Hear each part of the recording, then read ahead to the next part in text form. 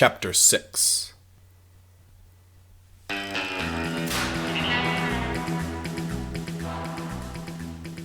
Months had passed since Scylla had seen Lowdown and Carrie and Pennock. This would be fun.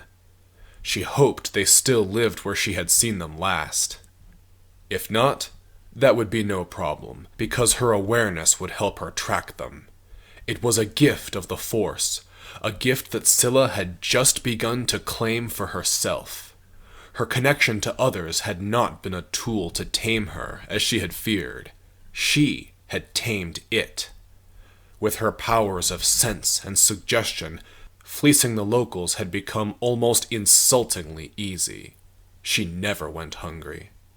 At the base of the sugar mill, she closed her eyes, and through the Force she could sense the three addicts by their sick, hollow, hungry life forces. They sat on the top floor where they always had. Scylla made no effort to hide her footfalls on the way up. She wanted them to know she was coming. Carrie appeared in the doorway to the room where they lived, wearing her soiled apron and holding her mixing spoon. It looked like she hadn't cleaned it since the last time they'd met. "Scylla?" said Carrie. "What are you doing here?" She pouted and folded her arms. "I hope you're here to apologize. Life is hard enough already. In this room?" She flung out her arms, palms up. "We are friends." "I understand," said Scylla. "Are the others here? May I speak to them?" Carrie stepped aside, and Lowdown and Pennock appeared beside her. "Scylla!" thundered Lowdown. "I hope you're here to apologize." "Lowdown!" said Carrie. "No, be nice!" Pennock gave a full-throated laugh. "Did your guru tell you to come here and make peace with us?" "Something like that." Scylla drew a black metal cylinder, and burning red blades of energy erupted from the ends. She saw something that almost made her forget where she was. Their eyes bulged, and they shied from her. The men ran, while Carrie put up her hands in an unconscious plea. Fear!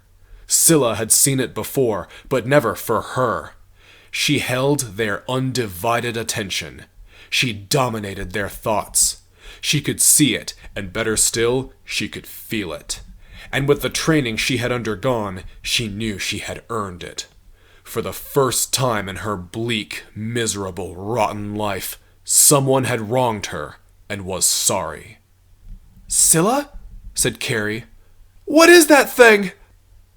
Those were her last words. Scylla put both hands on her lightsaber handle, one palm up and one palm down, and pushed one hand forward while she lunged. The blade passed effortlessly through Carrie and cut off her scream before it started. She crumpled against the side of the doorway and collapsed. It was not the first time Scylla had killed someone, but it was the first time it had ever felt so good. There was no discomfort and no uncertainty, because this time she knew exactly what she was doing. However superior Carrie had thought she was, Scylla had the lightsaber and the willpower to use it, and Carrie did not. None of them did. "Lowdown!" yelled Pennock. "Get your blaster!" Lowdown vanished around the corner, but Scylla doubted he would come back armed. More likely he would grab the weapon and then flee for his life. Rather than chase him, she pursued Pennock and cornered him in their room. Pennock drew his vibroblade, a 2-foot-long thing that she had always scoffed at as excessive. It wasn't overkill after all, she thought, but she laughed anyway. "Do you really expect me to believe that cheap thing can stand up to a lightsaber?" Pennock set his jaw. Scylla grinned. "Oh, are you mad that I killed your girlfriend?" Her voice became a growl. "Because that's what she deserves for thinking she's better than me." Scylla rotated her weapon and smashed it into Pennock's. His form did not hold up, and he staggered, but his blade survived. Interesting. A heartbeat later, the other blade of her lightsaber came arcing in at him, and he ducked awkwardly to save his life.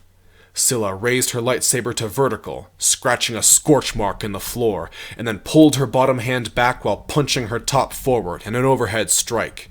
She missed by a few inches, and he thrust back at her, but didn't commit to the lunge and failed to reach her. Fear stopped him. Fear of me. With a twitch of her hands, her blade circled over him and swiped his head off. 2 dead, 1 to go. "Low down!" she shouted. "Come out and face me!" She did not care who heard it, and she loved not caring. For the first time, she was not running, she was not hiding, and she was not playing anyone else's game. He ran toward her from the room where he kept his blaster, and his aura burned with the intent to use it. A blaster would be a challenge. There was, Scylla knew, a way for an adept of the Force to frustrate blaster bolts without using a blaster of her own, but she did not know it. Time for a different tactic. She snuffed her lightsaber and ducked back around the corner, keeping her awareness sharp for Lowdown's aura. Through the Duracrete walls, she could feel his shock, then confusion and dread as he burst into the room where she had been and found it empty. This floor of the sugar mill was laid out in a 3x3 grid of rooms, but with a silo completely filling up the middle room, creating a circuit. Scylla walked quietly around the circuit, where she would catch Lowdown from behind if he was foolish enough not to turn around. Halfway around the circle, she sensed him casting his eyes everywhere. An idea came to her, and she picked up a rock and advanced to the next corner. Around the corner, she could still sense him whirling around, trying to see everywhere at once. She waited until she sensed his eyes focused on the corner where she wasn't. Then she whipped the rock past him, behind his back, into the wall on the far side of him. He jumped and stared at the rock, just as she'd hoped. "I have you!" She charged around the corner, igniting her lightsaber. He saw her, in time for his eyes to go wide. He dodged, but not soon enough. The tip of her blade hit his blaster, destroying it, and he fell to his knees. She must have caught his hand with that strike too, because he cradled it in his other arm, face pale with agony. "Why?" he croaked. "I thought we were friends!" Scylla stood over him. "We were once. We were more than friends. But you insulted me, and I no longer accept insults. From now on, I'm fighting back." She stabbed her lightsaber into his chest, just below the base of the neck. He died moments after he hit the ground. Now there was no sound except the angry, hungry rumble of her lightsaber. She extinguished it, and then there was nothing. The sugar mill was silent, because she had silenced it. It was cleansed, claimed. From her pocket, she drew her holoprojector and pressed the button to summon her master. She smiled at the miniature image of him that flashed into the air in front of her. "Nallis," she said, "your apprentice has won her first battle." Pride lit up his face, and it felt almost as good as seeing the fear in her enemies. "Very good, Sleepless. I see that you got to work quickly." "Eager to use my new gifts," she told him. "You have severed the ties that held you back. Now complete their obliteration and dispose of the bodies. Then return to me. You will pack your belongings for travel." "Travel?" "It is time I introduced you to your new family." Scylla wasn't sure where they were. Nallis had hired a speeder to take them to the capital city of Picton's Landing, but they had disembarked most of the way there, and now they had been wandering through this wilderness for hours. It was a bad day for it. The bitter autumn winds were howling so loudly that Nallis had to shout to speak to her. Even though the air was not cold, she still shivered and wished for more layers as the wind pried the warmth from her body. Lately, she had been meaning to cut her hair, and now she resolved to do that as soon as possible. Even now that she had tied it back in a ponytail, it flapped and battered against her face in a way that tempted her to draw her lightsaber and cut the offending thing off. Finally, they arrived at the wreckage of a crashed shuttle. It looked decades old, at least, and shrubs had overgrown the patches where it shaded the ground. The body of the ship, or what was left of it, was a cargo bay big enough to house a family of 6, and a mount for each of them. The doors hung open, and tumbleweeds had piled in the corners of the entrance. "This place," Nahlis yelled over the wind, "has passed through many hands. We use it today. We bring nothing with us, and we will leave nothing behind." Scylla dove into her pouch where she kept her dust. She took a pack and stuffed it into her mouth. "Now is not the time for that," hissed Nahlis. "I need it," she replied. Inside the crashed ship, the wind swirled into eddies that played with Scylla's hair, but it did not batter her, and for the first time in hours she could hear normally. Her eyes adjusted to the darkness. A black-cloaked figure stood with his back to the entrance, hands clasped behind him, staring at a holomap. "I sensed your approach from many clicks away," he said, in a not-quite-human voice. "So, it is indeed you." "It is a pleasure to return to you, old master," said Nahlis. "Surely you knew we would meet again." The cloaked one turned around to reveal an Arcona face, with skin like volcanic rock and sulphurous red eyes. He regarded Scylla for a moment. "Tell me, girl," he said, "what has Nahlis told you of his past?" "Only that it is his own," the Arcona laughed. "He must have led you to believe that he is a god. I sense he has promised you great things." He grinned wickedly at Nahlis. "The man standing by you is an outcast, a coward who advocated retreating on the cusp of victory. Detritus. Today, for the first time, you see a true Sith." "A Sith?" Scylla took a step forward. "Your Sith?" The Arcona raised a hand, palm toward her. "Do you require proof of my powers?" "The Sith are an army," said Scylla. "A galactic civilization as strong as the Republic. Where is that? Where are your tanks and your soldiers? Where's your space fleet?" Her voice grew shrill. "Why am I still on Yostin?" "The Sith have been reduced, repulsed by the Jedi and their foolish alliance with the Republic. But we have not been beaten. We never have been, and we never will be. While the decadent Republic becomes complacent and weak, we marshal our forces and gain new acolytes." He shot another smarmy look at Nahlis. "And now, it seems, young Nahlis plans to make you the newest addition to our numbers. Perhaps, Nahlis, you think you will be forgiven by doing this?" "I will re-earn my place," said Nahlis, and his fists clenched for the first time Scylla had seen. "When you contacted me, you promised me that your pupil is already proficient with a lightsaber. Now we will see for ourselves." He pushed a button on his console, and a hideous grinding sound reverberated throughout the cargo hold. Dust fell from cracks in the ceiling. A shadow swept over everything as the ancient metal doors ground together, enclosing her in complete darkness. The air went completely still, and only the moaning and battering sounds outside reminded her of the wind. Scylla tingled with fear.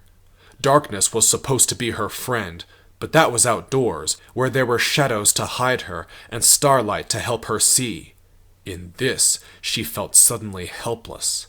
She had skin-crawling premonitions of knives aimed at her throat, at her back, at her waist. A single light clicked on, casting a small cone of light down onto the floor on the far end of the room. In the light stood a young man. Scraggly brown hair framed a mean, thick face that matched his mean, thick arms. He wore a black vest, military pants, and soldier's boots, all tougher and better looking than Scylla's ragged, torn street clothes. Instantly, she wanted him dead. Without a word, he pulled a silver cylinder from his pocket, pressed the button, and sent a single red blade roaring out the lens.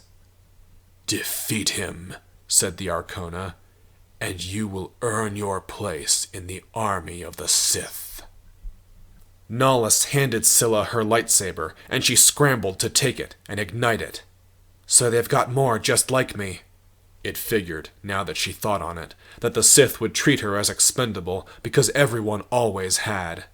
But there was no time for that kind of thinking. She took a deep breath, let it hiss out through her teeth, and pretended she was back in the cave, sparring with Nahlis. Her enemy did not lunge instantly. He approached her striking range and started inching close, then darting forward and back. He's probing. Scylla allowed him to get too close for comfort, and she made a frightened face to encourage him to overstep himself. It worked, and he poked at her face, which she easily dodged. A twirl of her lightsaber parried his blade and sent a strike aiming at his neck.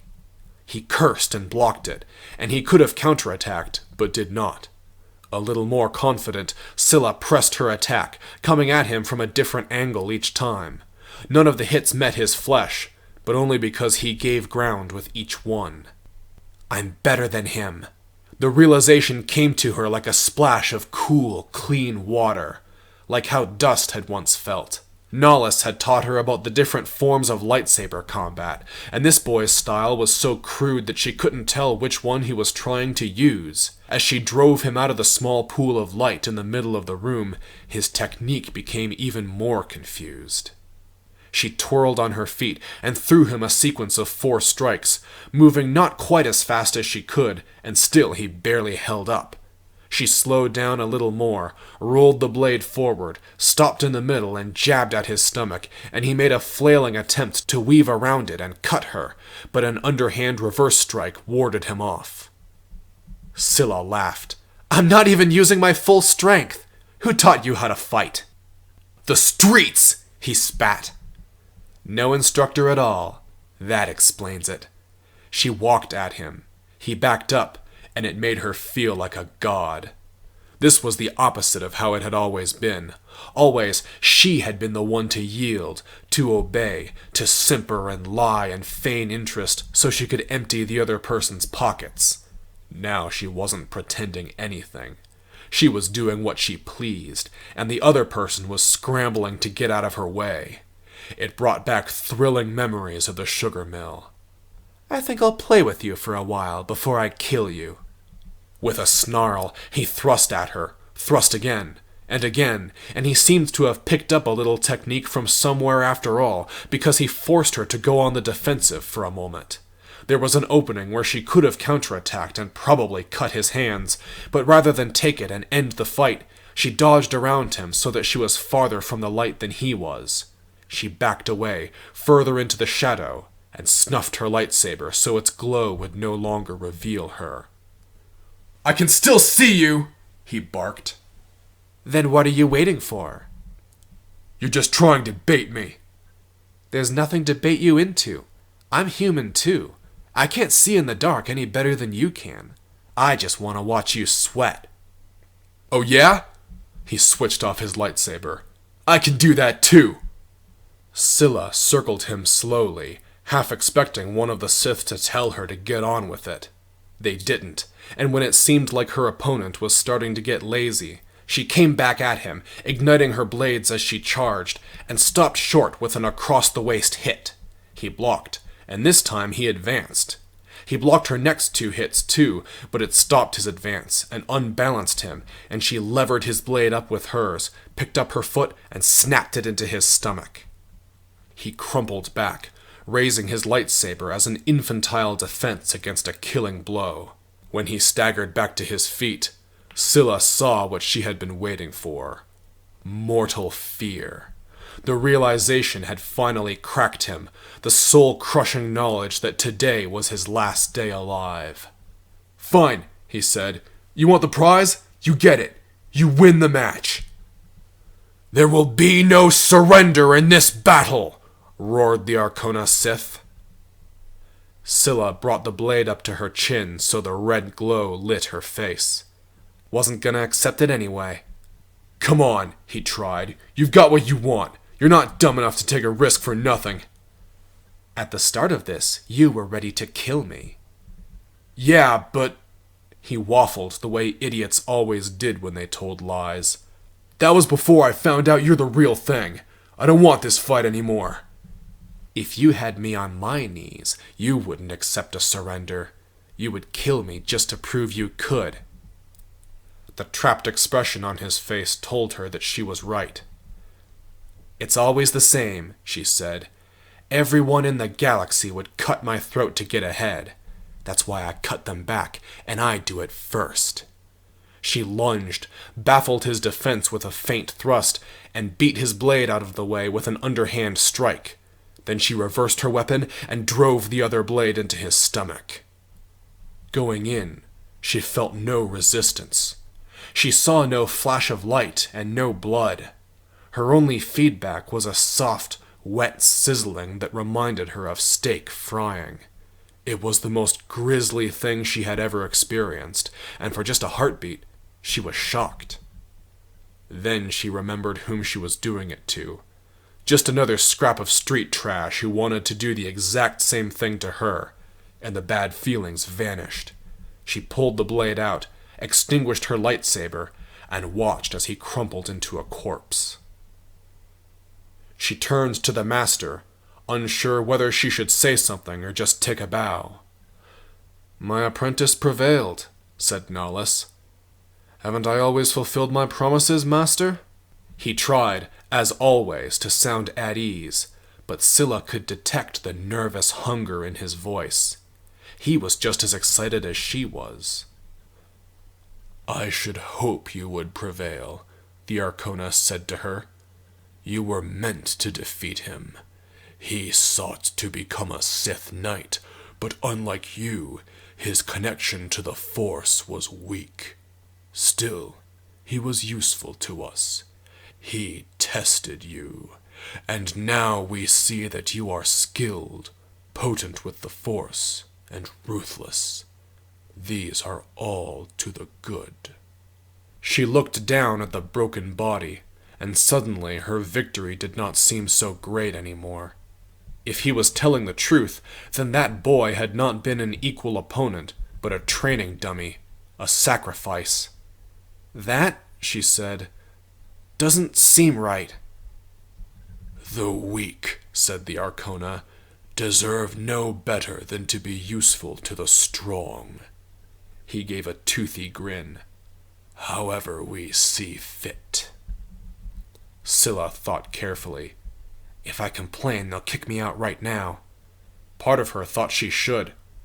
Training with Nahlis in his cave, she had felt that she was learning to punch back at the galaxy that had beaten her down for so long. And killing Lowdown and his friends, that had been comeuppance for rejecting her. But this was something worse, something excessive and profoundly unwholesome. Then again, that felt good. Seeing the fear in that hapless boy's eyes as she backed him into a corner, that had been the most pleasurable thing she had felt in years. She knew it wasn't right, but she wanted more anyway. And why not take it, she thought. I deserve a break. After all I've suffered, life owes me that much. She put a smile on her face and asked, "What do we do next, masters?"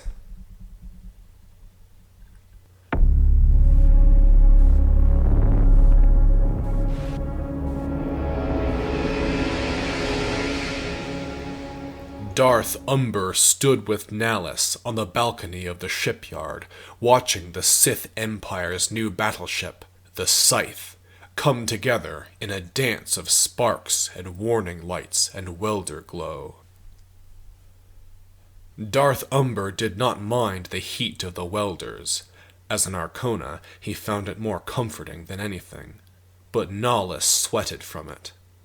Or perhaps he sweated for a different reason. "Nahlis," said Umber, "I sense fear in you." "The opposite, my lord," said Nahlis. "The thought of building back our army is intoxicating. I had given up hope that we would ever hold such power again in my lifetime. I must know, how are we able to do this under the Republic's nose?"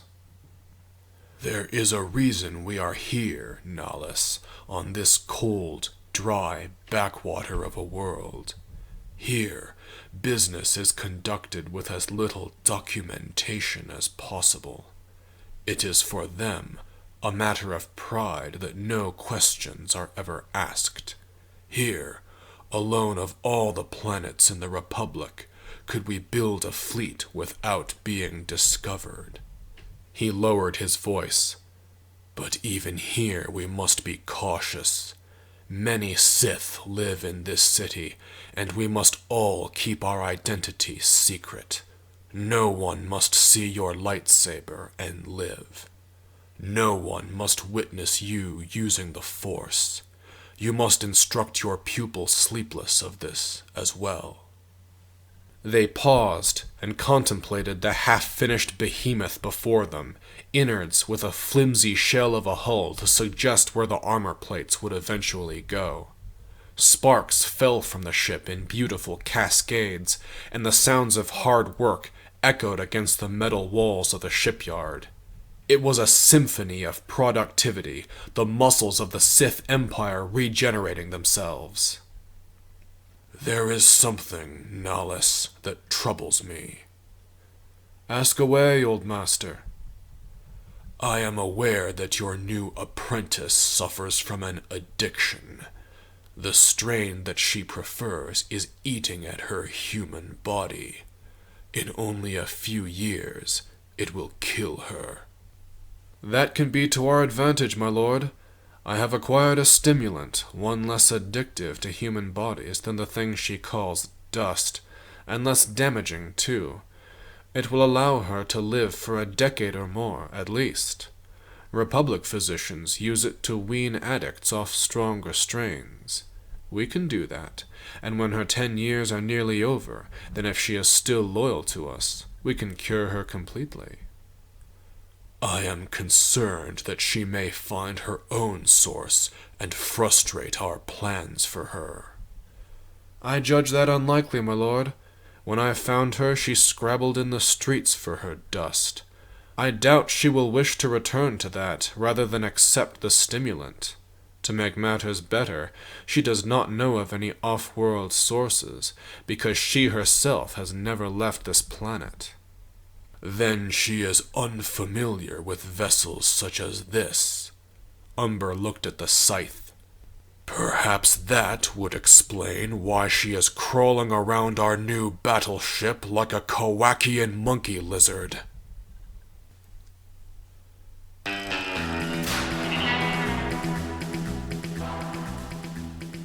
Scylla was lost, and she loved it. In what would eventually be the interior of the battleship Scythe, hallway after hallway connected dorms for the crew, reactor rooms, gun turrets, and cargo storehouses. None of it was finished. Everywhere there were perilous pits and patches of exposed superstructure, or tape stretched over holes in the wall where eventually there would be computer consoles. But already the thing was complete enough for her to wander around in it, and the parts that were finished were pristine. You could live in a place like this. You could put a whole town on this ship. It would be the richest, cleanest place Scylla had ever lived. And best of all, it would not be on Yostin.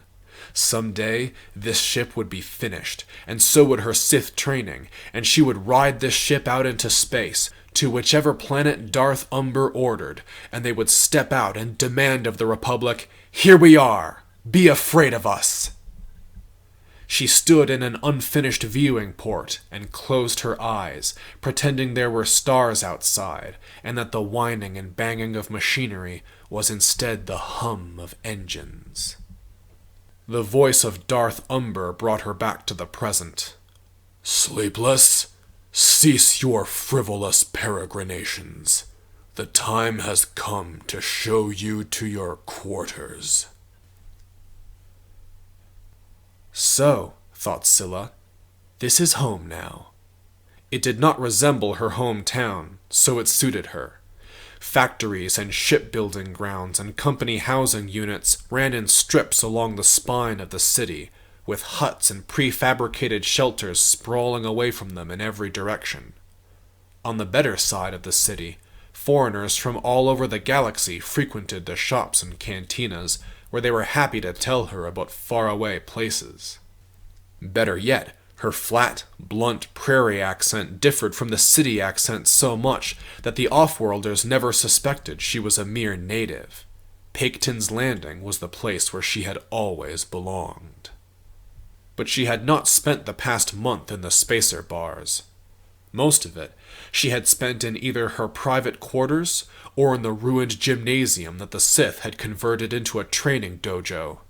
The dojo was a far cry from the shadowy cave where Nahlas had first introduced her to the arts of fencing and the Force. In her first few days here, Scylla had missed that cave, but that had been merely the natural fear of change. Training in a cave, after all, was for country trash, which she no longer was. Ahead of her, in the seediest corner of a dead-end street, Scylla found the place Nahlas had told her to look for. This, he had promised her, was one of the few places where her Sith identity did not have to be secret. The Sith had bought the establishment, or at least the silence of its owner, and the apprentices could relax there without hiding anything. Scylla was sure she had the right place, but nonetheless, she kept her lightsaber concealed as she stepped in. The only drinking establishments she had ever visited before had been the raucous, rustic bars that served the cattle drivers around her hometown, or the greasy, aggressively bright spacers' lounges that surrounded the spaceport. This could not have been more different. It had polished metal tables and tasteful works of foreign art that made it look almost like a diner, but with dimmed-down lights and black curtains everywhere lending the place a gloomy atmosphere. The customers added to it. The boys mostly wore either black leather or black armor plates over crimson mesh, and a few odd men out sported cloaks, chrome or red metal.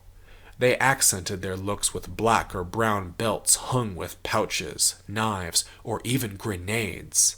Many had capes, and all of them wore shiny black boots. The girls were similar, but with no extraneous weapons, many with pleated armor skirts, and nearly all of them wearing black lipstick to match their black hair. They shot identical looks of menace at Scylla as she walked in. They saw on Scylla an outfit similar to their own. Gone were any hints of Scylla's hard-scrabble, thousand-clicks-from-anything roots, and instead she wore a royal red shirt with a thin but protective black vest that hugged her figure, a knee-length red skirt, and black tights with practical boots. A hooded, midnight black cloak covered her back and sides, so no one could see her face or figure without her seeing them back. Scylla had found a boy a little older than herself, seated alone in a corner of the room. There was a keen, hungry attentiveness in his eye that suggested he could have been the center of attention if he had wanted to. In her street days, Scylla had flirted with Marks many times to distract them while a partner emptied their pockets, and she had even flirted sincerely a few times, too. This would be easy. She walked up to him and waited for him to notice her. She looked at the animal tooth, a fearsome incisor, sewn into the collar of his outfit. "I didn't expect to find a hunter in a place like this," she said. "There a story behind that tooth?" We all wear them where I hail from, he replied in a smooth, creamy accent. And where's that? The southern cap of Onderon. And yourself? The last thing Scylla wanted was for this roomful of galaxy-hopping Sith apprentices to know that she had never left the planet in her life. So she improvised. A lady doesn't tell her secrets right away, but she does eventually. For now, I'll tell you my name. I'm Scylla Horus. But people who knew me called me Sleepless. They said I am a sleepless prowler. Sleepless? A female voice from a little down the bar intruded on the conversation. A girl with waspish features and scarification on her cheeks strutted up to the two. I heard about you. They say Master Nahus was admitted back in just for bringing you with him. Very impressive. Scylla did not take the bait by accepting the compliment. She waited for the other shoe to drop. What I also heard is that you've been in Picton's Landing for 4 whole weeks and waited until now to come here. She put on a fake, poisoned sympathy. If you were afraid, that's understandable. If I were you, I would be. In fact, we should break the ice. Why don't you show us what you've been learning in all that time? Why not lift that cup over there? Scylla frowned. Somehow word had gotten out. Nahus had made every effort to teach her to move objects with the Force, but the best Scylla could do was knock over small things. Hard work or delicate manipulation were completely beyond her. She did, however, have a talent in which she was light years ahead of the other apprentices. She flagged down a waitress. "Can I help you?" said the humbly dressed Twi'lek girl. Scylla moved her hand in a small arc and reached out with the Force. With the other hand, she pointed at the scarred girl. "She needs a drink poured on her head. You'd better go do it." "She needs a drink poured on her head," said the waitress flatly. "I'd better go do it." Innocently, the waitress stepped up to the scarred girl holding a glass of something. The scarred girl held out a hand to accept it, only to find its contents dumped unceremoniously on top of her. She yelped with shock. Instantly, half the bar erupted with laughter. A few people were obviously feigning laughter just to insult the scarred girl, but most of them laughed with genuine mirth. That included the Onderon boy, Scylla noted with pride. The scarred girl stood frozen for a few seconds, then grabbed the waitress by the collar and threw her savagely against the wall. "You did this!" she thundered at Scylla, and she stormed out. The Onderon boy waited until she was gone, then said, "That was your doing, was it not?" "Of course it was," said Scylla. She made her voice deep and sultry. "You haven't seen the half of the power I have now."